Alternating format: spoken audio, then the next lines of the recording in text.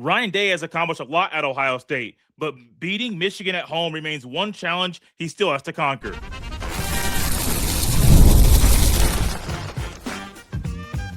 You are Locked On Buckeyes, your daily podcast on the Ohio State Buckeyes. Part of the Locked On Podcast Network, your team every day. I am Jay Stevens. Today's episode is brought to you by FanDuel. The biggest stage in world soccer is here. Let there be goals on FanDuel. Visit FanDuel.com to get started now. During today's show, we will discuss what jersey combination you want to add to Ohio State's rotation, as well as why talent isn't everything in the rivalry game against Michigan. But before we get to any of that, I got to bring in one of my guys, a guy that's on the show a lot throughout the regular season. He's back on here today, and Mo Murphy, the host of the Coach Mo Murphy podcast. He's a girls basketball coach down there in Dallas. He's also a big-time Ohio State fan. And anytime I get one of my two guys, Mo or Jeff, on the show, at least at this time of year, Michigan might come up. And when it comes to this conversation, Mo, it's not about a quarterback, not about a running back. It's about Ryan Day. Ryan Day, like I said in the open, has accomplished a lot at Ohio State. Won a national championship. He's went to another national championship game. He's won the Big Ten title twice. But he hasn't beaten his arch rival at home. First year he coached Ohio State, beat the brakes off Michigan in the big house. J.K. Dobbins really dunked to the Wolverines that day, had a field day, phenomenal sheet stuff for that on that Saturday afternoon. Beat Michigan this past year, snapped the 4-game losing streak. But the first win and the last win are the only wins that Ryan Day has had, and both those came in Ann Arbor, not in the shoe. And the first thought I have when it comes to Ryan Day not beating Michigan at home while playing Michigan at home this year is that, man, Mo, there's a lot of pressure on Ryan Day to beat Michigan this year, a lot more than normal.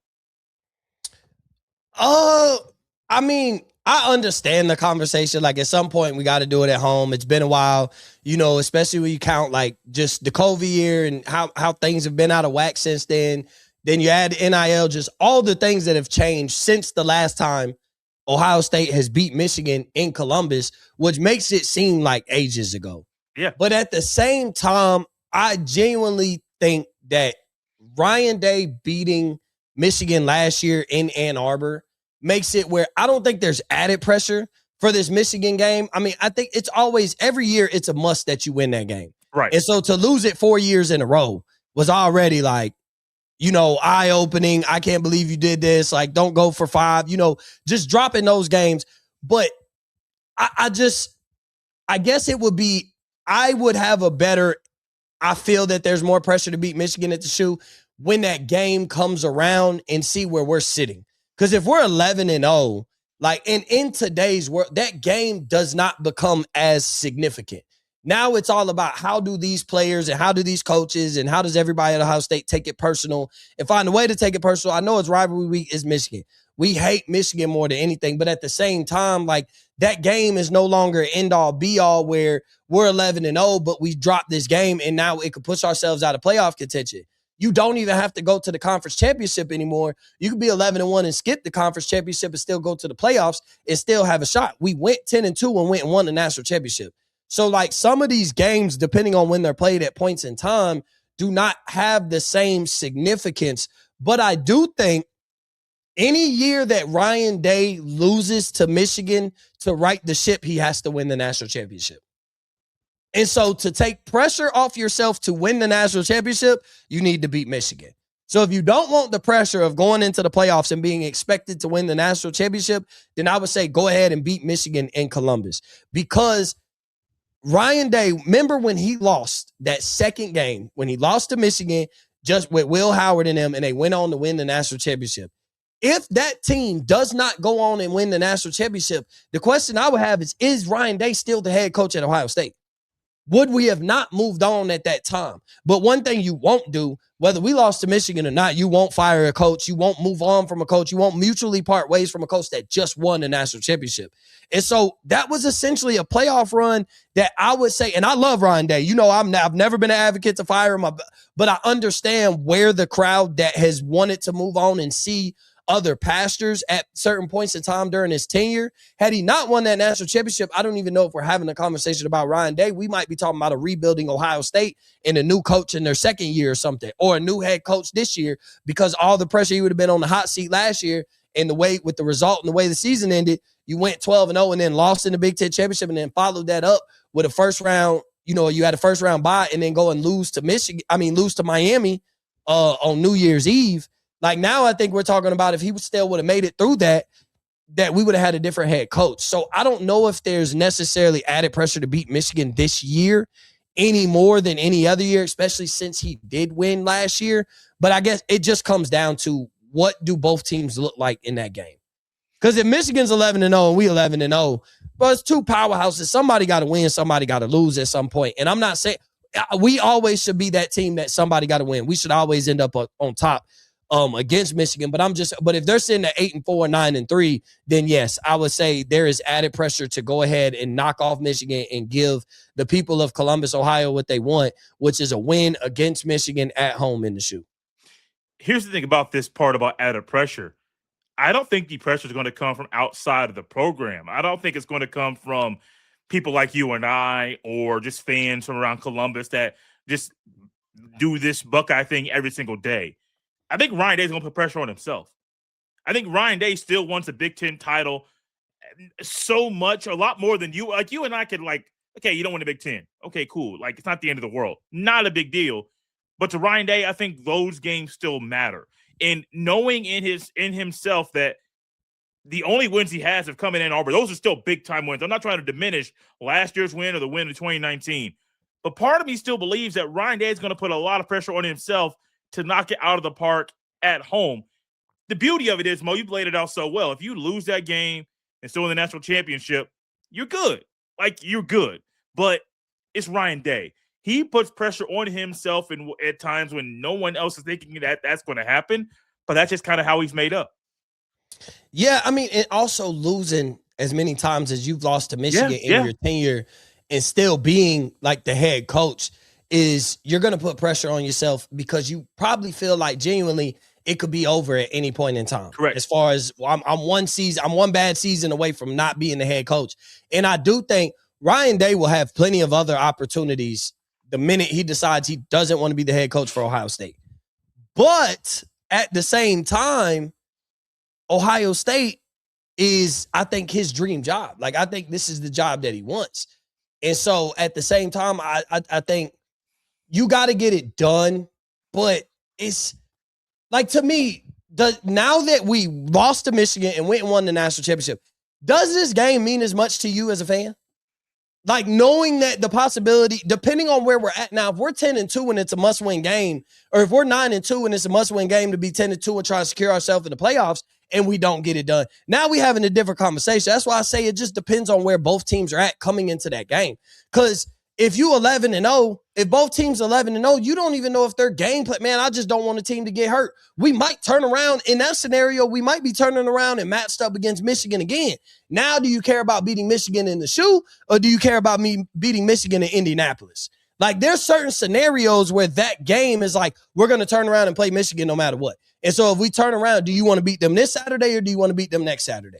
Would you rather we get that 12-0 and we finish out the regular season, but they turn around and beat us in the Big Ten?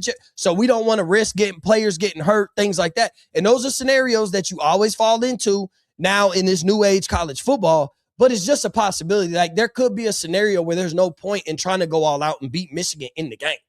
Like, there is a possibility where it's like, well, if we're going to line up, if we're in that scenario where we could line up and play them in the Big Ten championship, most fans are going to be like, don't put everything into this game. Win or lose, we turn around and we're going to get our shot against Michigan in the game that actually matters. Now, beating Michigan and winning the Big Ten championship matter more than anything. We can lose. We've lost to Michigan. We got that taste in our mouth under Ryan Day. We can't lose to Michigan in the conference championship, bro. We cannot lose to Michigan for it all. So you never know. It just, to me, is the scenario of when that game, a couple weeks before the game, what the outlook on what the possibility of it might be. Mo made a good thought. He kind of answered his own question there at the end of that segment. I want to dive into that very thought. What's more important, beating Michigan Thanksgiving weekend or beating them in the Big Ten title game a week after that game is played? You'll get my thoughts after the break.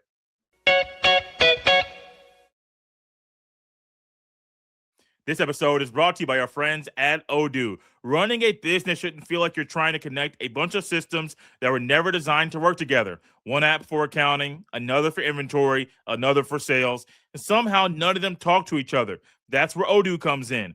Odoo is an all-in-one business management software that brings every part of your business together in one powerful platform. From sales and accounting to inventory and marketing, everything works in one place, helping your team move faster, stay organized, and focus on growing the business instead of managing software. The best organizations know that success isn't just about talent. It's about having everyone working toward the same goal, and that's true in sports just like it is in business. You can tell this wasn't a reactionary move that Ryan Day has made this offseason with some of the coaching hires that he has made. The organization had a vision, stuck to it, and now you're seeing the results because everyone was working from the same playbook. Great organizations win because operations matter, and that's why you should get Odoo. Try it for free today at odoo.com/lockedon. That's odoo.com/lockedon.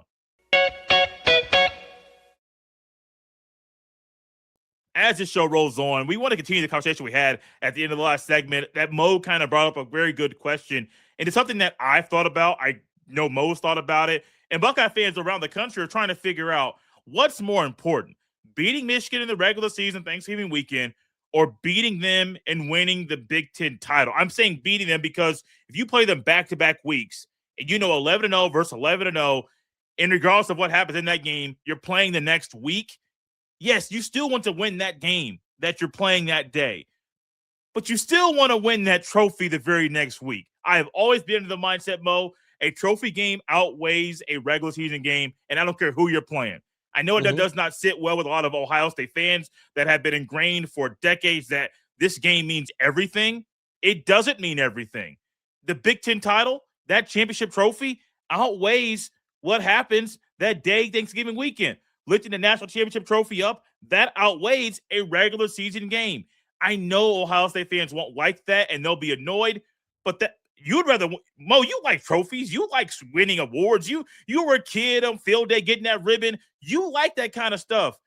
That stuff matters. Yes, a pair of gold pants means something, but man, as a team winning the Big Ten football conference, that means a whole lot more.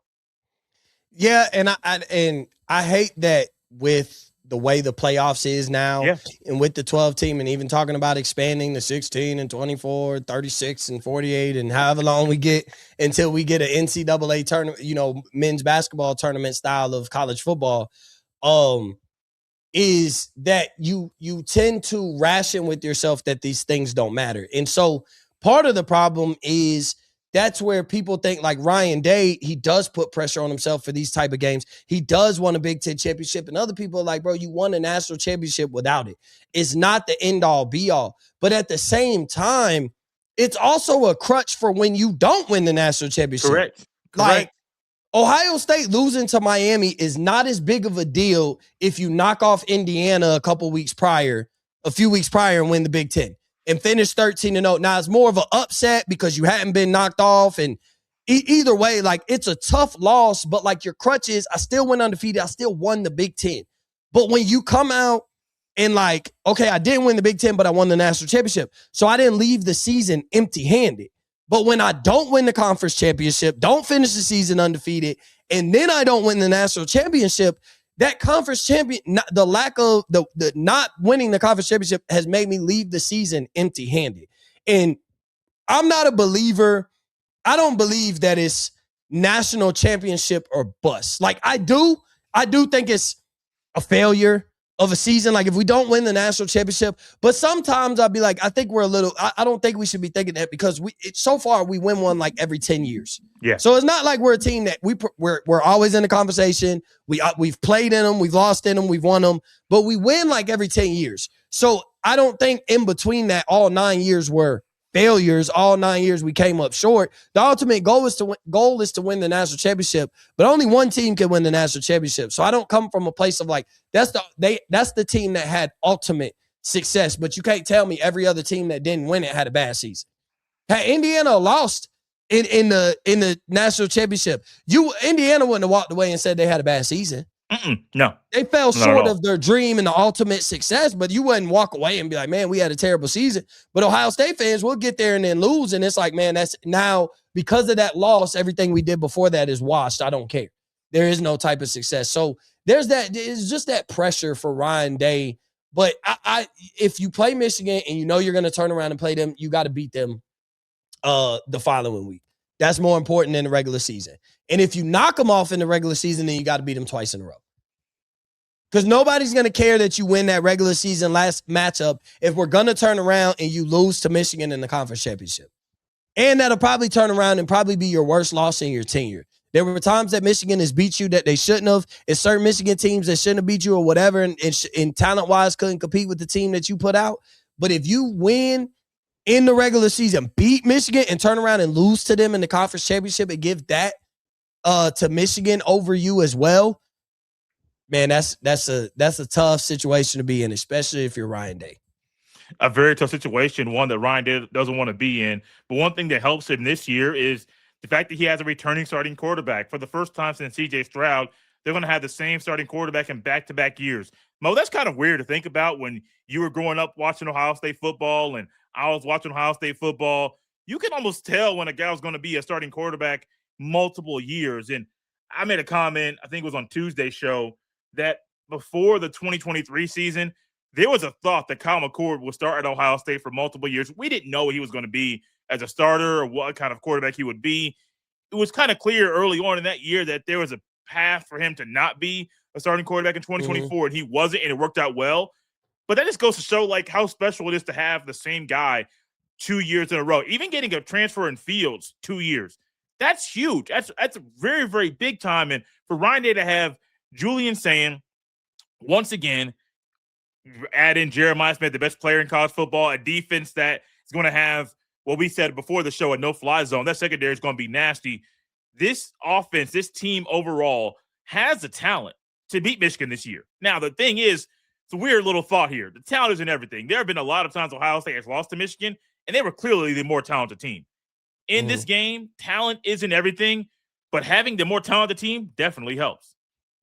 Yeah, but like you said, in these type of games, talent isn't everything. But here's an advantage where you bringing back Julian Sayin, you get to you brought back your starting quarterback and you brought back a backup. And in the transfer portal days, like I have 2 quarterbacks returning in the system. Now I know TSC is only a true sophomore this year, still young. If you got in the game, would you be a little nervous? He ain't had all those type of reps. Sure. But you also have a lot of teams don't have their starting quarterback and the backup returning in the system, that if something were to happen to Julian Sayin, if Julian Sayin were to need to miss a game, it ain't some guy fresh out of the transfer portal that's never worked within Ohio State system at any point in time. This is a guy who's learned as well as practiced alongside Julian Sayin, played alongside Julian Sayin. And when you talk about some things that you hear out of TSC and how he impressed everybody during in spring ball and all that, I feel like you should feel very confident in Julian Sayin. And if something were to happen, the fact of who your backup is, you should feel like for the first time in a long time, we should also feel pretty secure with our quarterbacks. Like I think there's some type of security that we haven't had in a while since Justin Fields' return. I mean, to me, Justin Fields' return, but even then, when Justin Fields last year, we had C.J. Stroud. Yep. He was only a freshman. Yep. Remember, C.J. Stroud was only a freshman. Yep. TSC was a freshman last year, coming back, returning as a backup this year. That's an advantage that in today's world, in the transfer portal world, not a lot of teams can say they get that opportunity. Mo put a thought in my head about the quarterback situation, the quarterback room. We're going to tackle that thought and a little fun conversation about the jerseys after the break.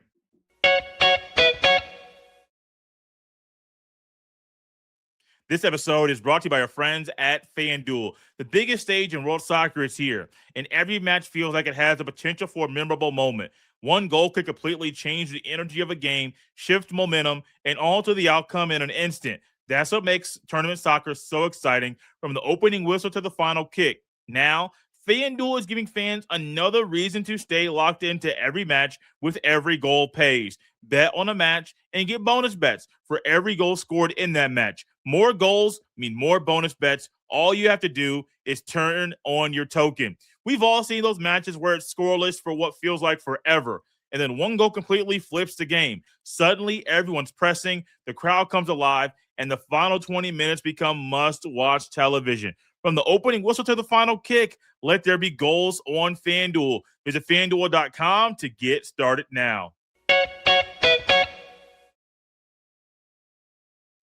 All right, Mo, I want to ask you a question about this quarterback room where you say the thought's great. I love it. The fact that this quarterback room is very secure and strong, having your starting quarterback returning and your backup returning as well. Do you feel more confident in Julian Sayin and Tavis Sinclair as you did in Fields and Stroud in 2020, or as you did with Braxton Miller and JT Barrett in 2014? I almost want to say I feel a little more confident than I felt with either one of those. And it's for the simple fact, like with Fields was better than Julian Sayin. Yeah. But Julian Sayin had a hell of a year last year. Like, yes. Like very underrated, under the radar type of year because the offense wasn't explosive. But as far as efficient and the stats were there for him to be like a Heisman candidate and possibly win the Heisman. He had a Heisman winning type season. Yeah. Just didn't cap it off in that Indiana game. Had he won that game, Julian Sayin wins the Heisman, and we have a different conversation about what we think about Julian Sayin in the first place.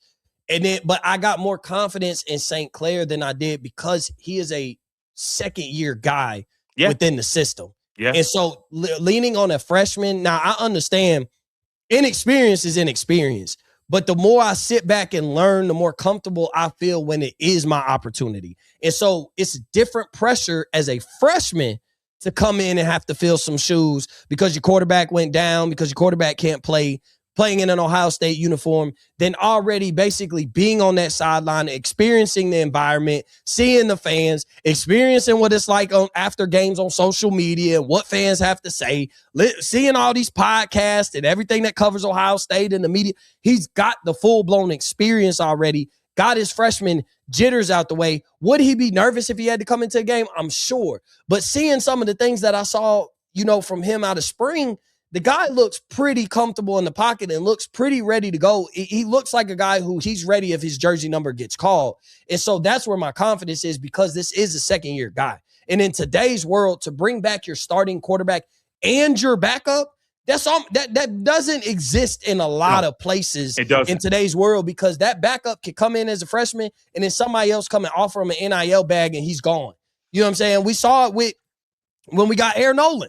Aaron Nolan came and didn't play as a freshman and then was going to be in a quarterback battle and instead he dipped and ended up, to me, picking the wrong school. And I think he's now at his third school. Isn't he at Memphis, if I'm not mistaken? He's somewhere else. St. Clair stayed around, which also tells me the expectation is this year for Julian Sayin to have an insane year, be a first-round draft pick in the NFL, and then we get TSC for his junior and senior year.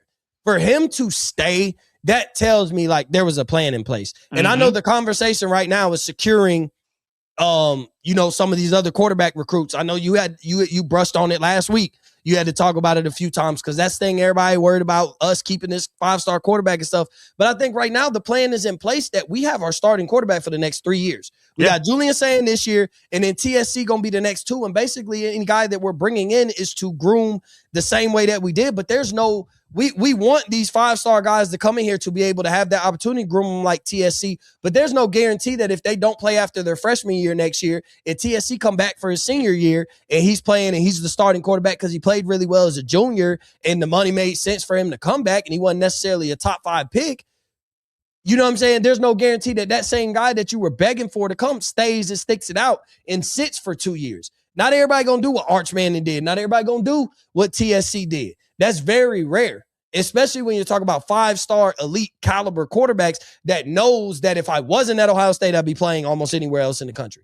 They'd have a system in place for me to be set up. So I'm more confident in these two just because that backup being a returning guy with potential through the roof. Like TSC could be, the expectation is for him to be the next Heisman type candidate quarterback at Ohio State next year when Julian Sayin moves on and goes to the NFL. So to know that he had and he's returned back in the system tells me there's a confidence from the coaching staff in him, and there's a confidence that he has in the coaching staff for him to return and be ready to go. So as a duo, as a possibility of if both of them had to play, I'm a lot more confident because TSC is a returning guy within the system and not a freshman. Mo, let's say that jersey topic for another show. We got too much going on with this one. The fact that you just brought up Tavis Sinclair and him having a plan. I think Ryan Day is very strategic in the December conversations about the plan for the future. And when you have a quarterback that's as talented as him, has a big-time arm, who can do things that Julian Sayin can't, and you know that right now, whenever it's his time to wear that QB1 title, that he's going to be able to shine very like the biggest star you've ever had in the shoe, you want to keep him around. The thing I think with Tavis Sinclair is he's going to push Julian Sayin this year to be better because people are going to want him to play. If Julian Sayin starts to crumble against Texas, or you mentioned Iowa before the show, if Iowa starts to have that defense that's one of the most fundamentally sound of the country and Sayin kind of struggled a little bit like he did against Miami and against Indiana, people are going to look at Tavis Sinclair and say, put him in. What's the worst that can happen? He plays the same way Sayin does. Let the young man get reps. Also, Mo, when we know how Ohio State's offense should look under Ryan Day, they should have 30 to 35-point leads midway through the third quarter against half their opponents this year because the schedule is very hard. Those should be valuable minutes and reps for Tavis Sinclair, not just handing the ball off, but getting the reps, getting the play call in, and then relaying that to his teammates, throwing the football on an out route on 3rd and 8, doing the simple things in a game that you don't get to do in practice. This could be a very big building block or stepping stone for him to make his foundation a whole lot stronger so that when he is QB1, that boy's ready to go. Yeah, and to me, that is the perfect type of situation. But my thing typically doesn't do that. He typically brings in the backup quarterback and he allows them to hand off the ball. So when is Ryan Day going to come up off of that and get those big-time leads and allow his quarterback to really shine, really play, and really flourish? And so I think the thing with TSC, like, this isn't a Kyle McCord situation for Julian Sayin. Like, Devin Brown didn't impress in spring. We didn't hear a lot of things about Devin Brown when he was backing up Kyle. We didn't hear a lot of those things about what was so there wasn't that curiosity where, well, Kyle McCord is the starter, and when he didn't play really well, we're like, well, this dude, he won the quarterback battle, so whoever's back there can't be much better. And then anytime we did put Devin Brown, it was either handing it off or as a predictable, like, run the ball. We're going to do a QB run because that's what you can do. You got a little more athletic ability. With TSC, he looked really well. He had a connection with Chris Henry Jr., and he can make all the throws, and he made some plays with his legs, and he can extend some plays. So just off of seeing that out of the spring, that curiosity is going to want you to be like, if Julian Sayin go through a 2 or 3 game stretch of bad play or not the play that we expected and the offense don't look the way we think as fans is supposed to look, there are going to be fans and media calling for it. Just put TSC in. If you get a 2-touchdown lead, put him in and see if he could keep that lead, maintain that lead, extend that lead, give up that lead, and maybe the guy's not ready to play. In any type of situation, there's going to be a lot of, if Julian's saying don't play up to par, there is going to be a lot of TSC, put TSC in, put TSC in. And that's something that we're not necessarily, like, to me, that's not something that we're familiar with Ohio State quarterbacks. And the one year that it was really bad was the whole Kyle McCord and Devin Brown situation, but the quarterback behind you wasn't really any better, and it wasn't going to change the dynamic of the offense. But had Will Howard started sputtering and the offense looked wrong, people remember when Will Howard went through his little rough patch, even coming into the playoffs. People were like, should Will Howard be the starting quarterback? Like, can we maximize this team with Will Howard as the starting quarterback? So that's not necessarily something that's familiar to us until we've hit that transfer portal thing. But now this is a guy that came back in your system. This is a guy that if Julian Sayin ain't playing up to par, TSC just coming back and not hitting the transfer portal tells you this guy wants to and plans on being their starting quarterback for the Ohio State Buckeyes in the future. So, like, this guy is here because he wants to be a Buckeye. And Ryan Day has always said more than anything, like, he wants guys that want to be here. You're going to get the money. Like, when you get here and you produce, we'll pay you $200,000 right now, and you go produce and give me 10 sacks, I'll give you $2 million next year. But I want you here and want you to produce. And so those guys that want to be here and that stay and that stick around and don't hit that portal like anybody else would in the situation coming back as a sophomore knowing you're not starting, that's a guy that I'm ready to see him play. But at the same time, I don't want that conversation to be a thing that takes up, like the entire season, because then that means Julian Sayin's not playing up to par. He is Mo Murphy. He is not just going to be a one-hit wonder here on the show this summer. He will be back again, hopefully at least one or two more times this offseason. And then once the season starts, as long as our schedules align, I'll get Mo on here and we'll be chopping it up. Just like you got on this show, Mo doesn't hold anything back. I know it'd be a lot of people flying in the offseason that don't know who Mo is. This is who Mo is every time he's here, and I'm glad he's back here once again. Follow him on Twitter. Follow me on Twitter. This is a hump day show. Glad we got this one out of the way, and excited to talk more Buckeye football, recruiting, and, of course, Michigan right here later on this week.